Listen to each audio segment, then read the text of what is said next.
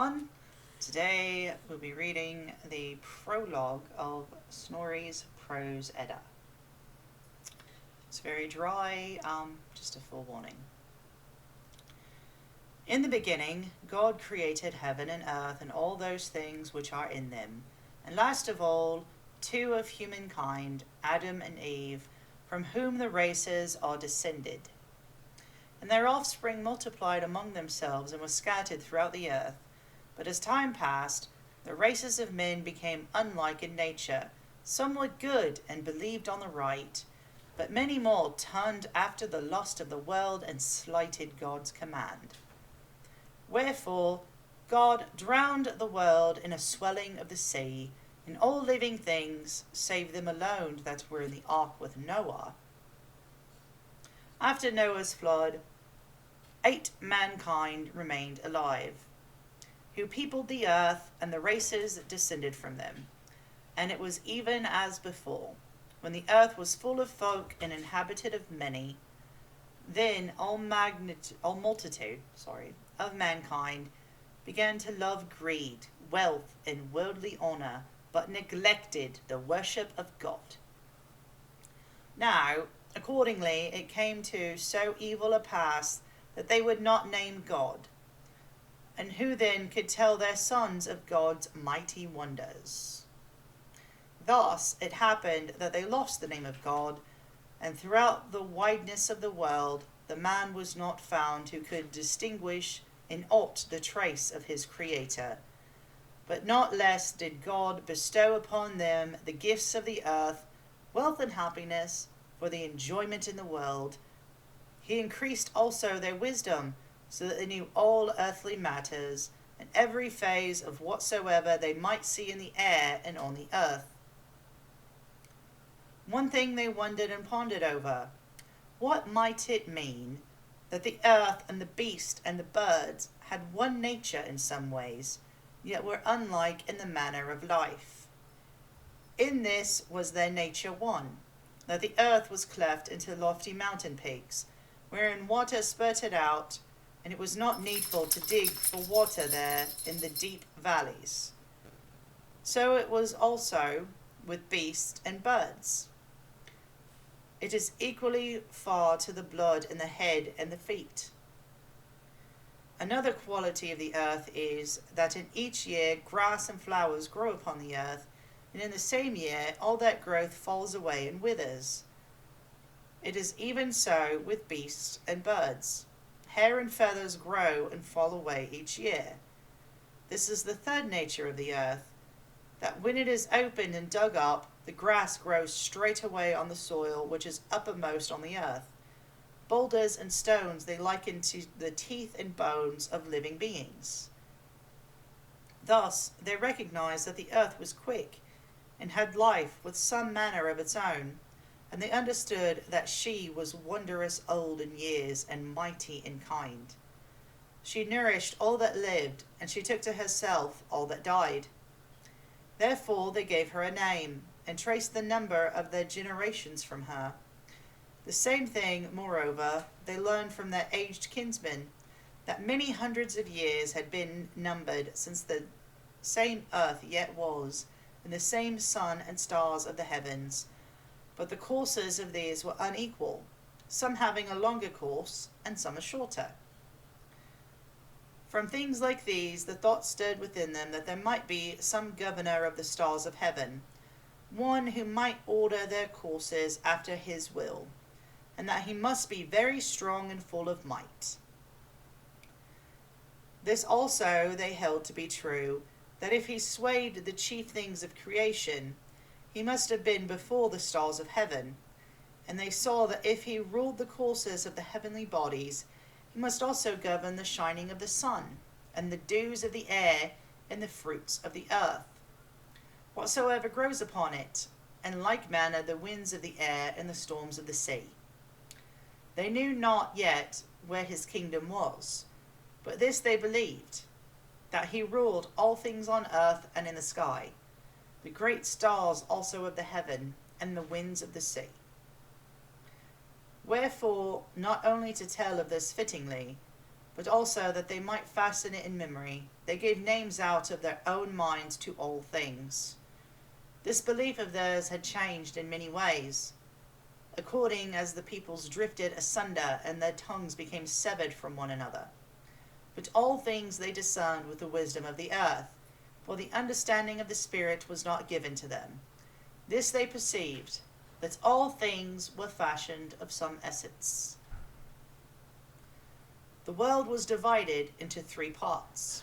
From the south, extending into the west and bordering on the Mediterranean Sea, all this part was called Africa, the southern quarter of which is hot, so that it is parched from the sun. The second part, from west to north and bordering on the ocean, is called Europa, or Enia. Its northern part is so cold that no grass grows upon it and no man dwells there. From the north and all down over the eastern part, even to the south, is called Asia.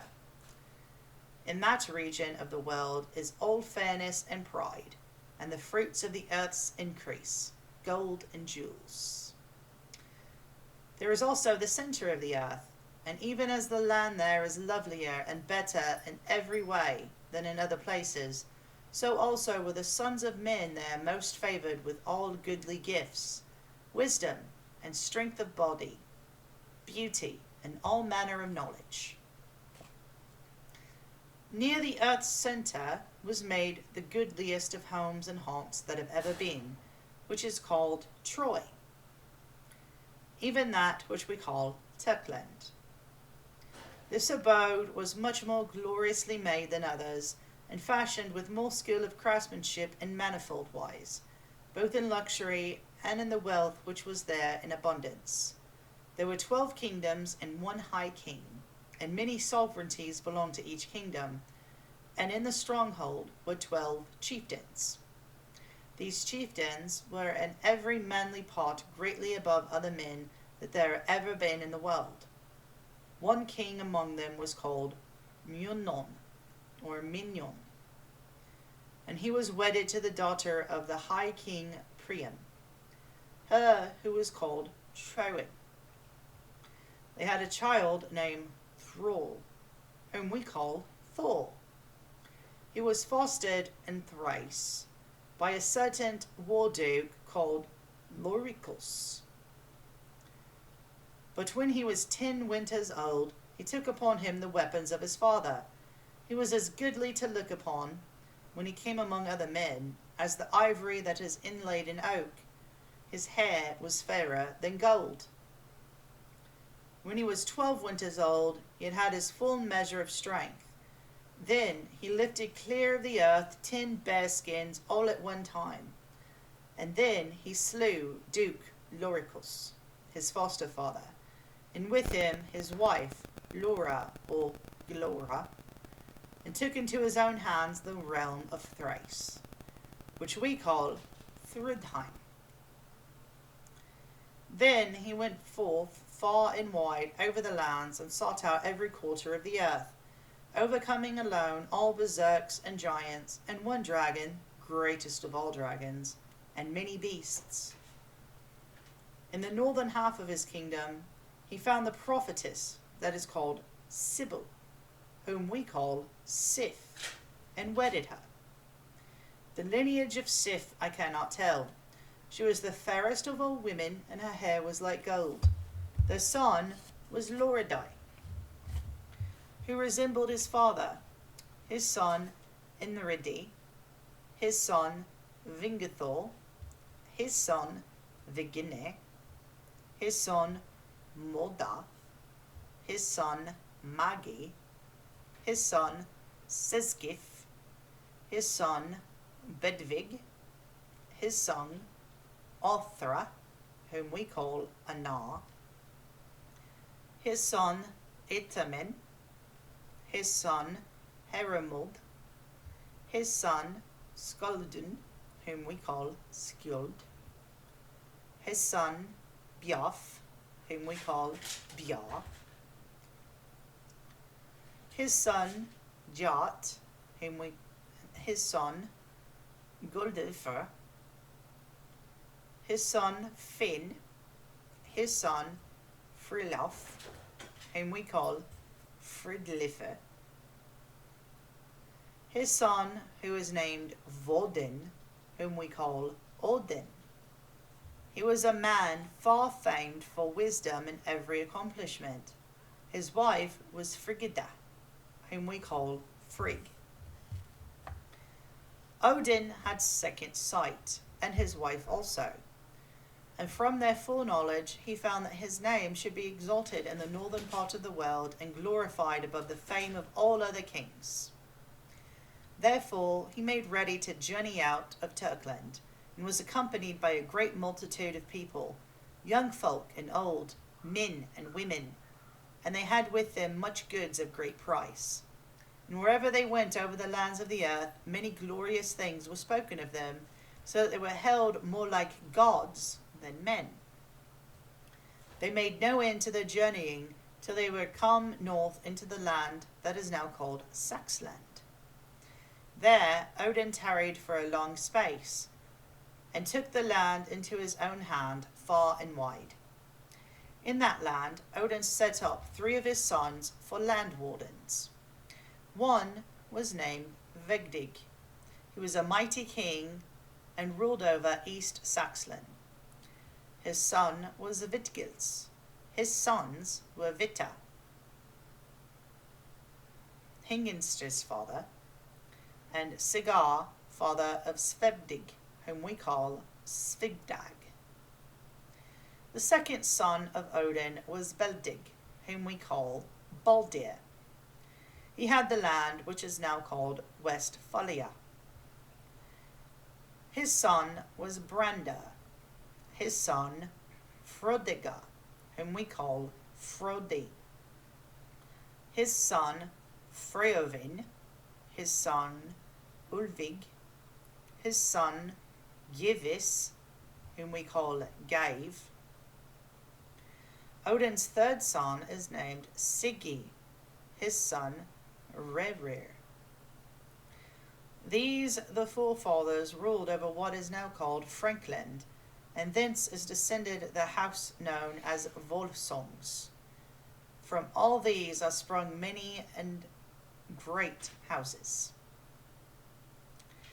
Then Odin began his way northward and came into the land which is called Rigothland.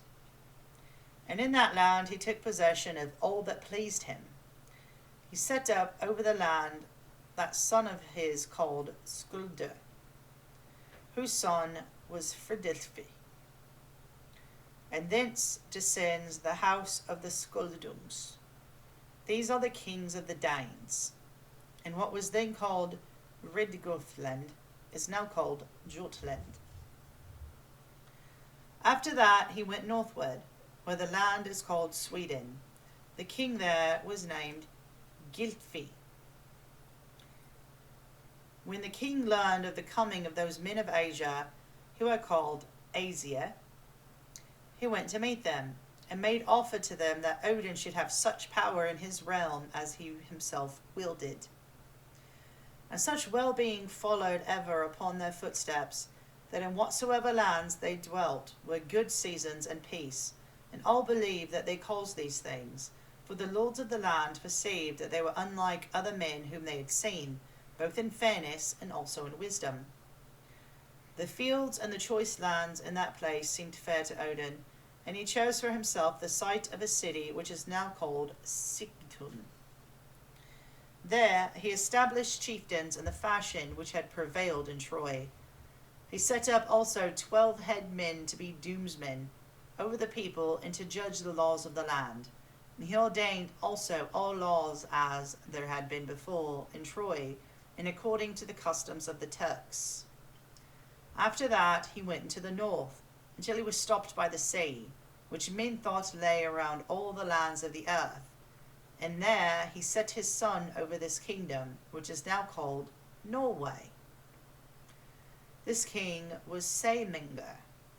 The kings of Norway traced their lineage from him, and so do also the Jarls and the other mighty men, as is said in the Haligiltal. Might have butchered that, sorry. Odin had with him one of his sons called Yngvi, who was king in Sweden after him. And those houses come from him that are named Ynglings. The Aesir took wives for the land for themselves, and some also for their sons.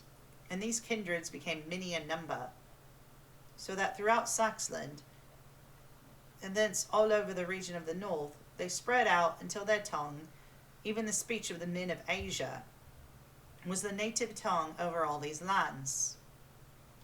Therefore, men think that they can perceive from their forefathers' names which are written down, that those names belong to this tongue, and that the Aesir brought the tongue hither into the northern region, into Norway and into Sweden, into Denmark and into Saxland. But in England there are ancient lists of land names and place names, which may show that these names came from another tongue than this.